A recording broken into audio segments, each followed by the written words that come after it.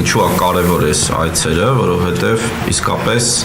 մի բան է դու տեղեկատվական դաշտից իմանաս ինչ որ նյութեր, հա, մյուս բանը որ քո աչքերով տեսնում ես երկիրը, տեսնում ես նմանությունները, դուք չեք կարող նմանությունները ուղղակի ծրագրավորել, որ հայերի այցելությունների ժամանակ մարդիկ իրանց պահեն շատ ծանոթ, դուք մեկ-մեկ նույնիսկ մոռանաք, դուք Երևանում եք թե Բաքվում եք, իրոք մարդիկ նման են, հագնվելու ձևն է նման, շփվելու ձևերն են նման, իհարկե կան նաև տարբերություններ, դե խոհանոցը, երաժշտությունը եւ այլն, դա այն թեմաներից է, որ նույնպես չի քննարկվում, մի բան է դա իմանալ ուղղակի որպես վերացական, մյուս բան է տեսնել հասարակություն, որ շատ նման է մեզ, հարցեր կան նման չէ ու միաժամանակ այդ քաղաքում ահռելի ադրբեջանական դրոշ է, հա, դու մոռանում ես մի պահ, որ ինչ երկրում ես գտնվում ու մի պահ դու հասկանում ես, որ ինչ երկրում ես գտնվում։ Երկրորդը ես կարծում եմ մեր Հայաստանի, հատկապես Երևանի քաղաքապետարանի աշխատողները, ընդհանրապես քաղաքական գործիչները պետք է այցելեն Բաքու,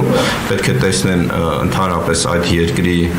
երկրում կատարված ինֆրաստրուկտուրային աշխատանքները, մոդելը նաև որպես քաղաքաշինության, հետո գան Հայաստան ու մի քանի տարի առանց խոսալու սուսուփուս գլուխը կախարած աշխատեն, որովհետև մենք ինչու է կարևոր նաև այս շփումները, որովհետև այս վերացական դաշտ մտնելով, հակամարտություն գտնելով, նաև մեզ լավ զգալով կներեք որ ասում եմ խոսակցական մակարդակի, մենք չենք հասկանում ինչ հասարակության հետ գործ ունենք, ինչ պետության հետ նաև գործ ունենք ու նաև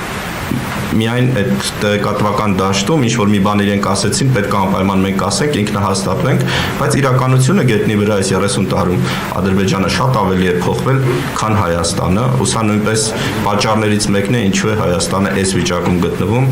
եւ ինչու է 2020-2023 թվականներին այս ամենը կատարվել։ Սա շատ կարեւոր է եւ այս վերացական փուչիկից մեր հայտնվել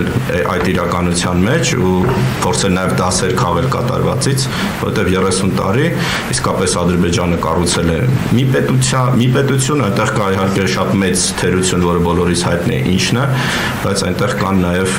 ձեռքբերումներ տարբեր բնակավարներում, որոնք մենք չունենք։ Սա նույնպես թույլ է տալիս հասկանալ, ինչու ենք մենք գտնվում այսօր այս վիճակում։